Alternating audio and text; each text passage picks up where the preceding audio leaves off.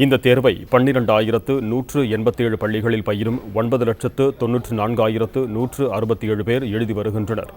இவர்களில் 4,98,383 பேர் மாணவர்கள், 4,95,784 பேர் மாணவிகள்.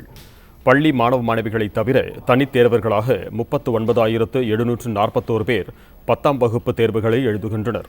இவர்களில் 10,972 பேர் மாணவிகள் ஆவர். தமிழகம் மற்றும் புதுச்சேரியில் 3,371 மையங்களில் தேர்வு நடைபெற்று வருகிறது. சென்னையில் 571 பள்ளிகளைச் சேர்ந்த 51,658 மாணவ மாணவிகள் 209 மையங்களில் SSLC தேர்வை எழுதுகின்றனர். இவர்களில் 26,920 பேர் மாணவிகள் ஆவர்.